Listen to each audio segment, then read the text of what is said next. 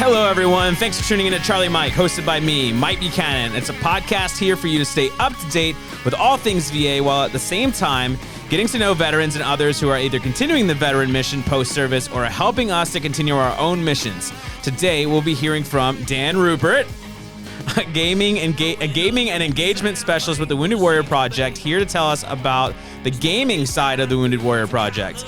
So tell everyone, hey, Dan. Hey, how you guys doing out there? Yeah, I don't know. Are you excited?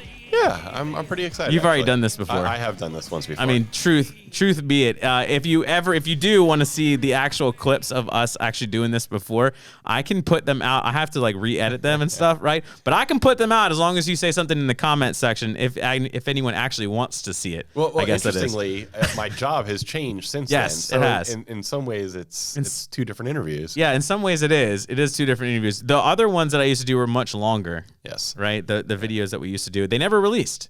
Huh. I did a lot of good videos too, and they never released. Oh well. Maybe I can split them up in like part A and like part B. Yeah. Part 1, part 2. I'm down for that. You know, so that way I can split it up in like little 30-minute segments. Right? See? Yeah. You're already filling up your whole. I know. Your whole thing. You're I know. good. I'm pretty excited about it. Maybe I'll do that for like the holidays.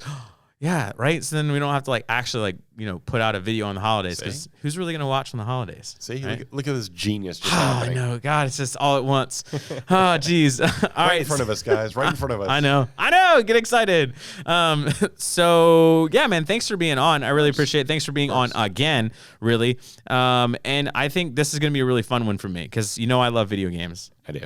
Like I just love them so much. I know. I know that it's dorky, and I know that like not like a ton of people play video games, and I know like there's some like business professionals that are like I like go play golf with or whatever, and they'll be like, yeah, so what do you do for your like a pastime? And I was like, well, I play golf. Obviously, like I'm out here playing golf with you guys, and then I'm like, really, I just play video games a lot. And they're like, what? Okay, but like, so WWP did a survey, I don't know, 2-3 years ago now. And out of it, they found over 60% of our veterans game 2 hours a night. So when you say like, not everybody video games, it's a much larger group than people realize. Not just in the veteran space, but like in all of the space, right? Yeah. I think it just came out something ridiculous, like 80% of all mobile gamers are women, right? So there's way more being involved in the gaming than people like either admit or that people realize. So it's quite a bit, actually. I could see that. I mean, I'm not like 2 hours a night. I'm like 8 hours a night. Like I'm hardcore. I'm hardcore. And that's okay. Yeah. I mean, but that's the whole idea, is that, more than 2 hours, right? Mm-hmm. So as you're looking at, what that means, it could mean somebody's using that to connect with their kids, right? Yeah. It could mean that they're using that as I need to unwind before I go to bed. It could be, hey, this is my hobby. This is my jam, right? So the 2 hours is a pretty fairly solid mark, to use. But yeah, so kind of surprising, but yeah, quite a few veterans game. Yeah, I think it's just a great way to just, for me, it's a great way to just end the day, mm-hmm. right? Like, I guess my wife and I, the longer that we've been married, so now we've been married, God, I don't want to get this wrong because I don't want to get in trouble. So I think it's like 15 years now, I think is how long we've been married. And so, yeah, I mean, like making it 15 years, we've had our ups, we've had our downs, but the one thing I feel like we've learned is that we both need away time, right? Mm-hmm. Like we both need our kind of alone time, and that's kind of what I use video games for, right? Like she'll go and read a book, and she's like, why don't you just read? That's really fun. I'm like, I'd rather just be in the book, right? Yeah. Like, why would I read the book when I can actually just go and play a character in the book? Right. And so like that is my book reading for the night, and then I do connect with my kids, right? Because my kids are teenagers, and they're brain dead unless they're playing a video game, and then they're just God's greatest gift to that video game. So right, yeah, right. Well, it's we talk about it like there's the connection with the kid, there's the time away, there's a lot of people use it for a social connection, right? And so there's this community that happens. There are people like I've played with over the years that I've never met them face to face, but I know who that person is. Funny story, when this all started, I'm sitting there in our Discord. WWP has a Discord, And I'm sitting there in our Discord, and it's really early on in our startup of this, and this name comes across, message, I see it, like sign in, like, and I see a little message like, hey, welcome E-Rock, right? Shout out to E-Rock on that. But I recognized the guy, the tag of somebody I used to play with. And I was just like, I hate to ask this. Are you this guy? And he was like, yeah, how did you know? And I'm like, well, here was my gamer tag when I played. And he was like, holy cow, And so here I am connecting with this other veteran that when I played, he hadn't even started his service yet, right? Like he was just getting ready to leave. And so funny enough, we connect through gaming that way. So a lot of people use it, also socially.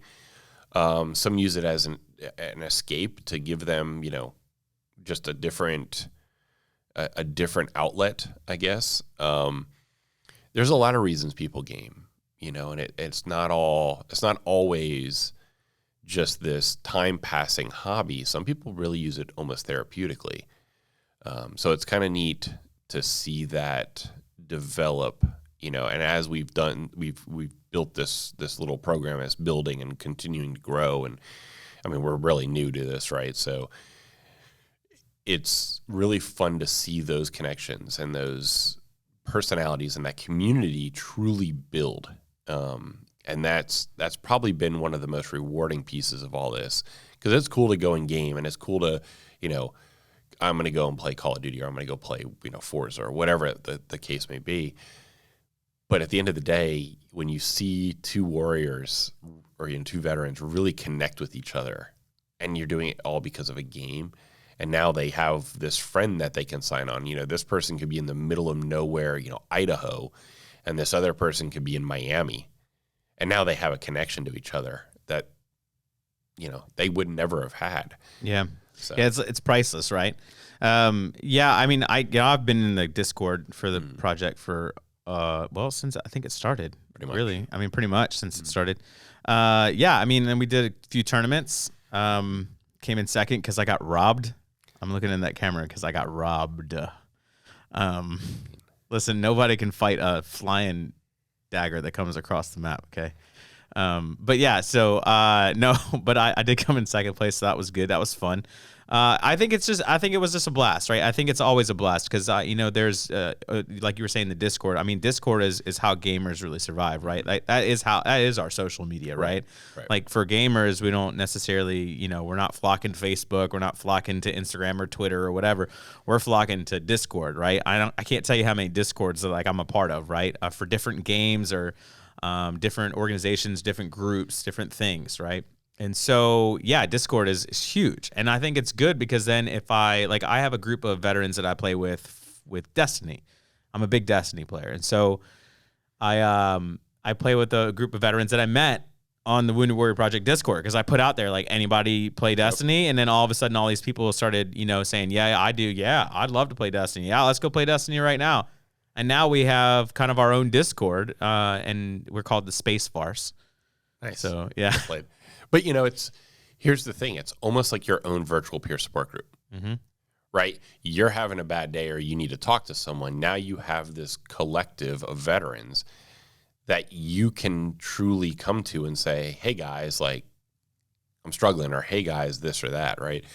Or celebrate things with each other. It doesn't always have to be negative. And so, there's absolutely, as with anything else, can you absolutely go too far down the rabbit hole and, be addictive to it? Yeah, you can. But, hopefully we teach, moderation. Hopefully we show that it's about the community and it's about growing internally and using video games as a therapy, right? Yeah. Which, look, the VA has gaming systems in their, the hospitals. Most children's hospitals have it because they all see the therapeutic, positives that come out of gaming. And so it's all about the community at the end of the day, and yeah, there's toxic communities and there's it's online, right? Keyboard warrior thing. But most people, especially veterans, when they find another and connect, that's it. That's the piece. You're not gonna tear that bond down, really. Yeah. So it's a really cool way. It also joins generations, where you might be playing with, somebody who's in his 50s or 60s, and you might be in your 20s. But guess what? Now you're friends that you probably wouldn't have talked to each other had you met each other out.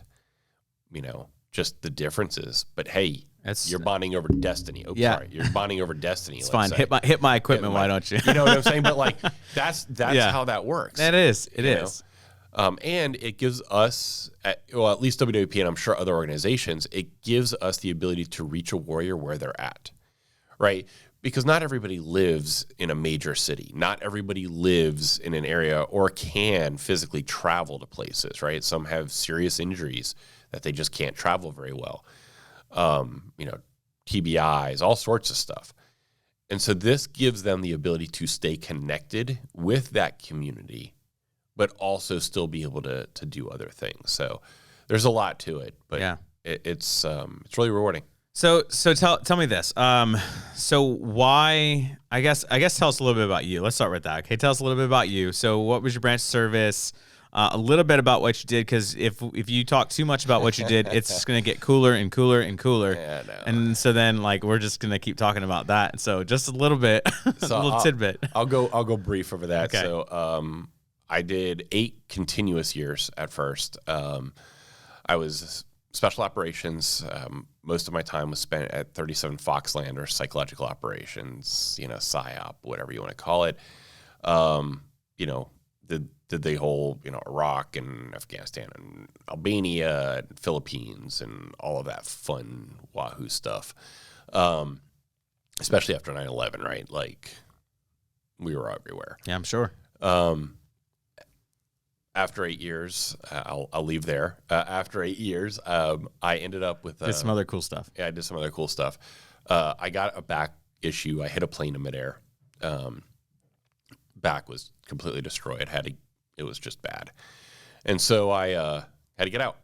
That was it. And, depression hit and anxiety. And, back then, there wasn't even really the we called it ACAP, right? But like the ACAP of today is a totally different thing than when I went through. Literally for us, it was like, go get your stamp, come back, and you're out. And, your brief might be some guy sitting in a corner, especially even the VA at Fort Bragg at the time was like, yeah, so when you get out, file your paperwork. And I'm like, okay, well, what paperwork? And they're like, well, just come to the VA. We'll take care of it. And I'm like, all right, I guess. It's still pretty much like that. I mean, I hate to say that, but it is kind of still like that. But I mean, I had that was pretty much it. Like, I had they didn't help me write a resume. They didn't help me in any way, shape, or form of anything. So I got out. I struggled for quite a while. I tried to rejoin, I don't know, about 3 or 4 years afterwards. And they were just like, yeah, no, not with all your medical issues and, counseling, and you're not coming back into the service. So what ended up happening is I found a job being an anthropologist, GS Infinity level. Yeah, I know. I know. It's GS Infinity Gauntlet level is pretty much how it is. It was pretty cool. Yeah. And so I ended up doing that for 2 years, a year in Afghanistan, a year in Iraq. The team in Afghanistan got published for their research, our research that we did outside in the community and all that. And then I came back and I said, I'm done. Like, I could have gone back again. My body was just done. My shoulder, my back, I could do it, but it was going to be at the risk of severe issues. And I already got them, but much worse, right? Maybe not even use right arm kind of stuff, maybe paralyzation. I just was like, yeah, I'm not going to risk that. Yeah, it's not worth it at the end of the day, right? Right. And I was getting older, so I went back to college, got my degree in advertising with a minor in anthropology out of UNT. Was looking for work, and my wife actually found the WWP job online. she said, I think you'd be perfect for this. Everything is you. Like, this whole thing is written for you. And I was like, all right, I really want to get into advertising. Like, that was my dream, right? But I kept getting I actually got told I was too old for the industry at that point because I was hitting 40. And so I was like, well, that's not cool because this is what I really want to do. Yeah. And I ended up getting the job at WWP. And because your wife is a genius. My wife is a genius. Sidebar, but she's an absolute genius. Yeah, if she's listening, you are a genius. If you're listening, you're my hero. I admit you are a genius. If you're listening, you're my hero. So, so I ended up working for them, and then of course COVID hit. 6 of us little outreach specialists decided to get together and said, well, we got to go virtual. Started trying video games, and here I am. Yeah, the Discord popped off like it. Yeah, so we had 23 people on the Discord the day we started inviting warriors to it. As of yesterday, we had 3,012. So you started with 23? 23. I was 27. Yeah. So I wasn't too far behind. No. Oh, dang. I didn't know that. I didn't know it started like at 23. I just figured it started with like 2. I was 24, by the way. Oh, okay. So like we joined Nice. in. Yeah. So you joined. You may have been the first warrior. Sweet. Because staff joined before the warriors joined, right? So Sweet. you may have been the first warrior. Sweet. Get out of my way, Warrior 1. Yeah. But that's how we got to where I'm at. Yeah. And so January went through the interview. January they said, do you want the position? I started in January and have been trying to build this in flight and continue doing events and done some really cool stuff so far. But yeah. Well, good for you, man. Yeah. Good for you. So let's, we already talked about this a little bit, but just why gaming, right? Why go to gaming? Are you going to go to my history? Are you going to do this to me right now? I am. Of course I am. How could I have you on this podcast and then not dig into your history? So yeah, it was just it was one of those launch questions. But yes, why gaming? And then we're going to talk a little bit more about what the gaming program is all about. Well, people already know kind of what it's, but we're going to talk a little bit more in depth. I'll give more detail. But why gaming? Let's start with that. Let's start with your history. You know what I want. Yeah, I know what you want. So, I started gaming, when I was, a kid, and the Ataris and the ColecoVisions and the, Apple IICs and the Commodore 64s and just like the stick in the wooden wheel that you used to hit around the yard with your friends because you're that old. So. I might be actually. It might be. Had the rocks and we'd pound them against other rocks. Yeah, pretty much. So I loved games, right? And then as I grew up, of course, you had Sega Genesis and I had a TurboGrafx 16 and, you play Nintendo and, you play. For those who don't know about the military, gaming is very entrenched, especially when you deploy.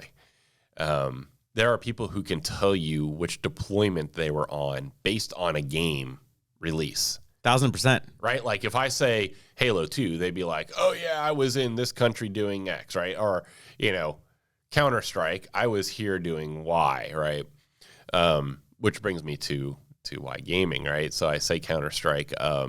I got into Counter-Strike almost at beta launch. Cliff and Goose, who are the creators, used to have a Counter-Strike radio that they would do online with all the Winamp and all that stuff. It was almost like a podcast, right? Yeah.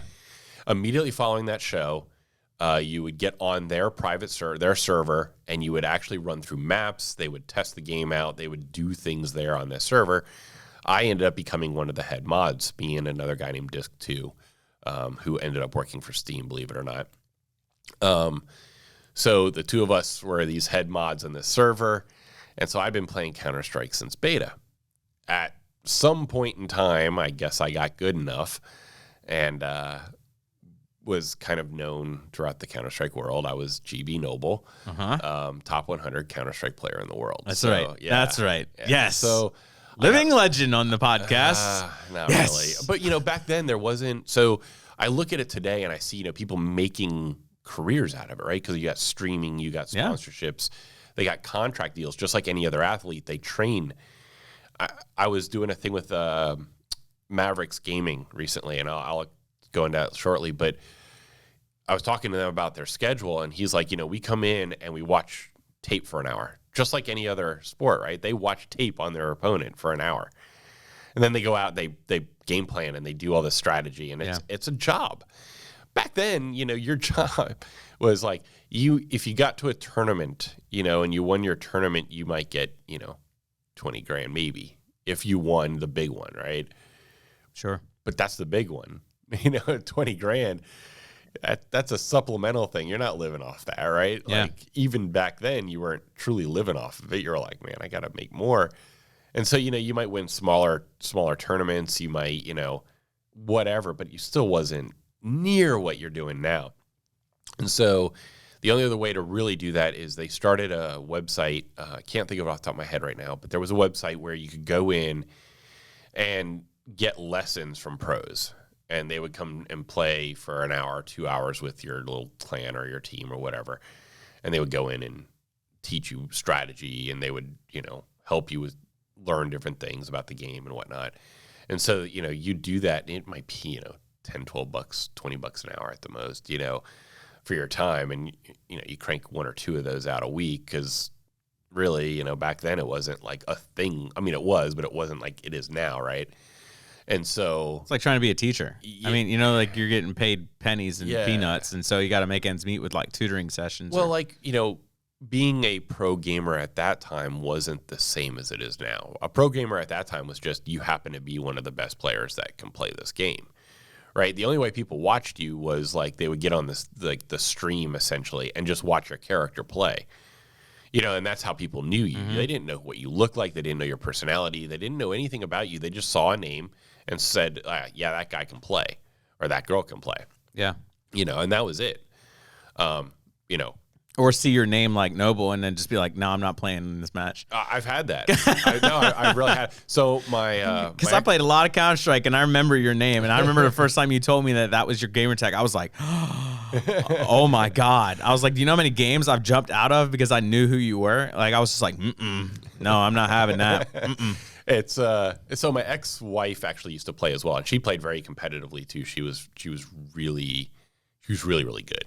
She had an all-female team that I helped manage, and one day she asked me if I would bring me and 4 of my friends in and to play like some of the best players, right? And so I did, and I got them all together, and we all had nicknames. Like, we didn't call ourselves whatever our normal names was. That was fairly normal, actually, because if people knew who you were, they would jump out of game, or they would they just want to talk to you instead of play, right? And so you just had other names. I was usually like a little slashy face, right?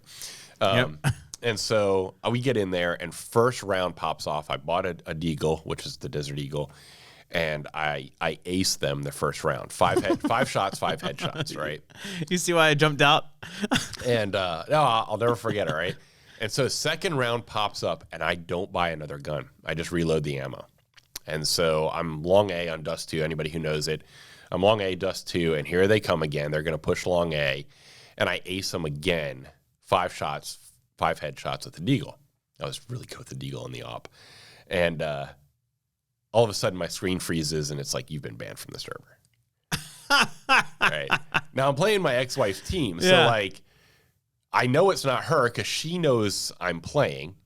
So I call her. I'm like, hey, like, somebody just banned me from your server. And she's like, oh, my God. So she unbans me. I come back in, and I finally put my gamer tag up. And then everybody else changes theirs.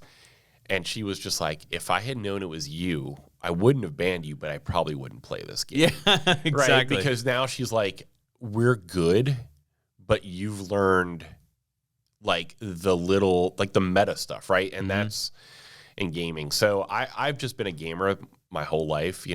Being on deployment, you're sitting there, and you got a screen, and you're playing Madden, or you're playing FIFA, or you're playing whatever the game might be. People would run, you remember, in the tents, they would run the lines, right? In between, you'd see them in between tents and in between rooms. Yeah, LAN parties. Just the LAN parties that would go almost whole fob wide, right? Yeah. And so, this just made sense. It's a passion. It's something I love to do. And so when this started because of COVID, I've kept with it. Sweet. All right. Well, how about this? So I know a little bit. We've heard a little bit about the gaming program. Just tell us, I guess, a little bit. You don't just do video games, right? So it's not just video games. It's gaming across the board, right? Correct. So can you just tell us just a little bit about that, and then we're gonna get into some events. I think we're gonna talk about some of the other stuff we've done. Talk about some of the other stuff. So we actually have something called a Project Odyssey. You've been on a Project Odyssey? Correct? I have not. Okay. So I will admit that on camera. I have not. I'm sorry. So Project Odyssey. I always meant to go, but I know. It's a busy schedule. I gotta, So Project Odyssey is essentially it's a mental health program where we will send our warriors and couples out 4 or 5 days, built around communication, built around adapting, built around teamwork. They'll take them out and do different things on this, like 4-day. I say excursion, but it's really not an excursion. It could be a confidence course mixed in with rafting or something, right? And the whole idea is that you learn to build communication skills. It's adventure-based therapy. It's adventure-based therapy essentially.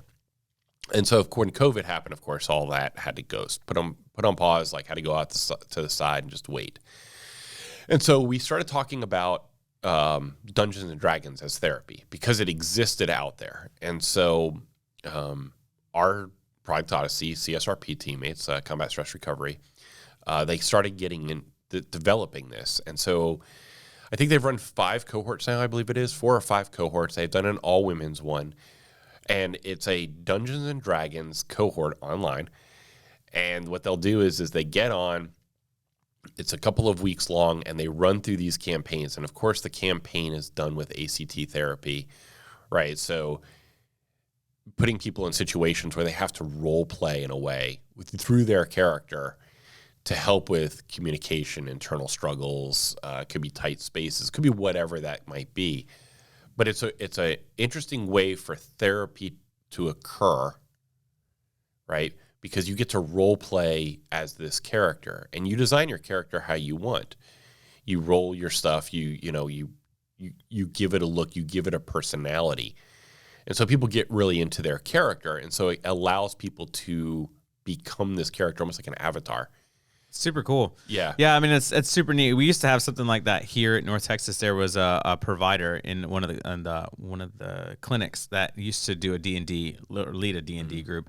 I thought it was super neat. I thought it was super cool because I didn't realize, like most people are thinking, oh, it's just some silly, board game, or it's just some silly role-playing game or whatever. But like you can target and kind of mold, especially if like you're the dungeon master, right? Which we are, yeah. So we have some of our guys have actually been through Geek Therapeutics, which actually teaches how to DM for this type of thing. So yes, I mean I just think it's so cool because you can really mold it to fit a certain narrative that you're trying to get across, or certain points, or certain. It's just like watching a movie, right? Like when you watch a movie unfold and you have like the main the main character going through all these trials and tribulations and all these things, and then they learn from going through all those trials and tribulations that maybe I think too much of myself. Maybe I should be more humble. Maybe I should be more about others. Maybe I should do X, Y, and Z or whatever. And so like you're actually learning the same thing, but you're a part of the movie, right? Like you're not just watching the movie and being like, oh, that's probably a good lesson I should teach myself. But yeah, I think it's cool. I think it's really neat. Yeah, that you guys focus more. You don't just focus on video games, right? Because some people get so focused on like video games, they're like, well, that's gaming. Well, that's not gaming. Like that's just a sliver of the gaming, right? Exactly. So we've done the Dungeons and Dragons. I think they did a Fallout once as well on one of them. So they'll try some different games, but it's all based on the same concept. We've done trivia nights where we get people online and do, video game trivia with music trivia, or video game trivia and whatever, right? I participated in Disney trivia night one night. Yeah. Oh, my coworker may or may not have done a serial killer trivia at one point. Sweet. I know. Dude, it was one of the, everybody was stacked. Yeah. We're actually going to do it again this year on our Twitch page, on twitch.tv, Wounded Warrior Project. And we're going to be doing a PC build class. That's cool. With another veteran organization who's going to walk people through from buying options and how to actually build a gaming PC. So it's really cool. It's really hard. It's not as easy as people think that it is. Right. But at least it gives people also the tools Yeah. that if they're not going to build it, to know what to look for. Right. So if you're going to go buy one, you kind of have this idea of like what it's supposed to be. So we have that. We have a women's warrior. We call it Women Warrior Wednesday, and it can be anything. It could be they come and talk. They talk about benefits. Maybe we'll have a benefits person come out and talk to them online. It could be a game that they're really invested in. Jackbox. We've done Jackbox games. So there's other pieces to this. We've done Warhammer events, Magic the Gathering. It's the gaming in general is about creating the community, right? And so it doesn't just have to be sitting behind sticks or a keyboard and mouse, right? Like Sure. There's other pieces to that. So yeah, we cover gaming. No, I really like that. It's not just so much focused on the gaming, right? It's focused more on the community, and I think that's just it's mwah, right? I just love it so much. The games are the conduit. Yeah. Right. They really are, right? I mean, they really are the conduit for the bonding or whatever. But I just think that it's you can't talk to a veteran and the veteran not understand how bonding occurs through video gaming. I mean, if anyone's ever been deployed in the recent years, Tiger Woods, y'all. I mean, like, who hasn't played some Tiger Woods, golf? I mean, who hasn't played that game? That was the game that we would all get on, and you could have like 6 players, and you just share a controller. Tiger Woods, FIFA, Madden. Yeah. FIFA hardcore, right? FIFA was a huge one. Yep. Madden was another big one, Yeah. I mean, but you would go to the big fobs and you would go into the MWR and everybody's sitting there playing Madden on these big, you're like, what is going on here? You're like, it was just insanity. But yeah, gaming, especially like I said, in the veteran space is almost nostalgic in some ways too. Yeah. Well, I mean, people have been playing how many times have you played spades? Yeah.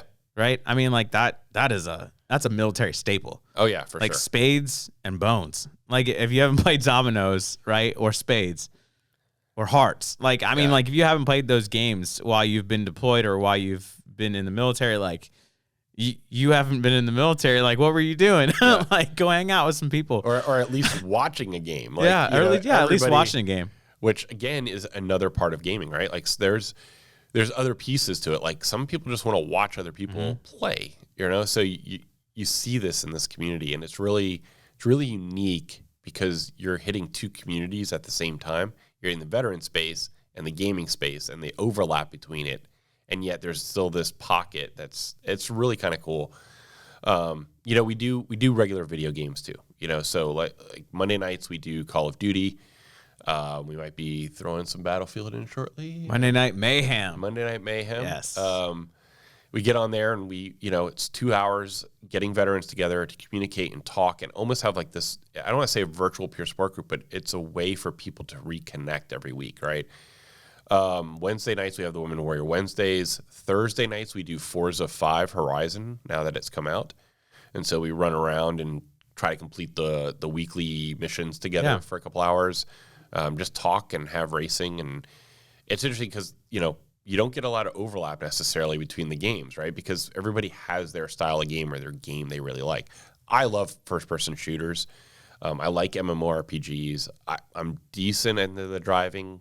More of like Horizon, less like maybe iRacing. Yeah. I'll do it. I'm just saying like my personal preference, right? That's true. Everyone has their own kind of like niche, right? Like I'm into RPGs. I love a good story. Like anything that tells a good story, like I'm all about it. And it's the only reason I own like an Xbox and a PlayStation, right? Is because PlayStation has some good story games, right? And I literally own an Xbox or a PlayStation just to play story games. Well, and especially now, I mean, news release today, Elder Scrolls 6 is coming, but it's going to be an Xbox exclusive. Can I be honest? Can I be honest though about Elder Scrolls? Okay, can I just be really, really honest? And this is just not the first time that we've talked about this on this podcast. Okay, but if Bethesda does not take their head out of their butts, okay, about a majority of the things that they do, okay, I don't know if I can get behind them on another Elder Scrolls. Like I want to because I'm super. I mean, everybody's super excited. If you've ever played a video game, you have played Skyrim or you have played, you know, Oblivion, or you have played some kind of game like that. So you've played the Elder Scrolls series, but like, I don't know, man. I don't want to get hyped. You know, I don't want to get hyped and then let down, because it's kind of what Blizzard does these days. So it is what it is. You know, but you know, so we do that. We also have we're working with a game to do beta testing, and so on Tuesdays and Thursdays, groups of warriors or spouses or family support members over 18 will actually get a chance to go to this. It's 8 Circuit Studios. To go and play with them on a beta test. They learn how to write beta tests. They learn how to look for bugs. They learn how to do all of what it takes to be a beta tester. And then they get internship credit to do it. And so that actually gets to be put, like, they can actually put that on their thing if they're trying to get into the gaming world, right? Because the gaming world isn't just, like I said, it's not playing behind sticks or a keyboard necessarily. They need people who are into IT. They need people who are graphic designers, sound engineers. They need people into lighting. They need people into maintenance, right? Yeah. You go to an arena and see how hard that is to set that thing up for a tournament or a convention, right? They need like the customer service. You know, they need marketing. They need advertising. It's not just, you know, everybody thinks gaming and they're like, oh, so you're just going to go and pick up a stick, or you're going to go to your computer and mess around. Well, look, there's people out there that, you know, the puffs of smoke that you see in the game, there's a person whose job it is to make those sprites so it looks like real smoke. Either that he or she is really into graphic design, 3D modeling, understanding Unreal Tournament engines, things of that nature, and they're just over there pounding on it daily. Yeah. Are they a gamer? Maybe. But guess what? They're in the gaming industry. You know, so that's cool. I mean, it's cool that you guys branch out, you know, across the entire board. We do that. I've done PAX, went to PAX West, kind of get communication, get networking. Now together. You're just gloating, man. Well, what I'm saying is like, you know, there's this whole world to gaming, right? Yeah, there is. So it isn't just sitting behind the computer. It's just not that. You know, so you go to PAX and you're talking to dice companies, and you're talking to other indie developers, right? Maybe they have a game that the veterans can get behind and work with. And so it's, you know, you can do things like that in this gaming world, and exposing veterans to it is really kind of neat. I really enjoy it. Yeah, I love just how it's all set up, and I love how all of you have really put it together. I know it was really like ready, fire, aim, right? I know that, and I get it. Trust me, because the VA is very ready, fire, aim. Okay, yeah. So I totally understand it, but like I think you guys have really done a really good job with it. Yeah. So I really commend it. Well, listen, man, that's all we got. That's all the time. Go ahead. Just say that real quick. Let me give a quick shout out to the team, right? Because we're building this in flight. So I want to give a shout out to, you know, my manager, of course, Jackie Green. Oh, Jackie. Oh, I love Jackie. I love Jackie. Oh, I love her. My two cohorts, we all cover different parts of the United States. Natalie and James Martin, Natalie Woolley. I think Natalie hates me because she's played Call of Duty with me so much. I you. literally just run around and try to assassinate her. She actually just asked you to come back from Mayhem. So, I just run around in circles, and I don't even like kill anyone. I just make sure that I run around and I just try to get behind her. So I just try to get behind her so I can assassinate her. Yeah. And then you got James, right? And James Martin, yeah. So big shout out to them, because, you know, James, what's up? Like it has really come together. So you were saying you like the way it's going, the way it's working. Yeah. Big shout out, because it's certainly not a one man show, and I never want it to seem like it is, because it's definitely not. It's definitely not. And so yeah, it's been a lot of work for us. Well, cool, man. Well, thanks again. I really appreciate you coming on here. I tell you what, I think that the video gaming initiative is super cool. I wish that the VA would do something like that. Wink, wink. Yeah. I'm saying. Wink, wink. Maybe. Well, I guess one of these days, right? Well, listen, that's it. That's all we've got for today. So huge thanks to Dan for coming out. I really appreciate it, and telling us a little bit about the video gaming initiative for the Wounded Warrior Project. Hey, listen, as always, I need you to start commenting down below, okay? I know we talk about this a lot. Well, actually, I really don't talk about it a lot, but I really need you to comment down below, like the video, share it, subscribe, do whatever you got to do. But yeah, we want to get some traffic down there, right? And listen, follow us on Facebook, Twitter, at hashtag VA North Texas, and then you can always search for us too on YouTube at what I do. I do Charlie Mike VA is what I search for on on that. All right, well that's it for everything that we got today. Thanks again, and yeah, just remember, no matter how bad it seems, just Charlie Mike. At least I got something left.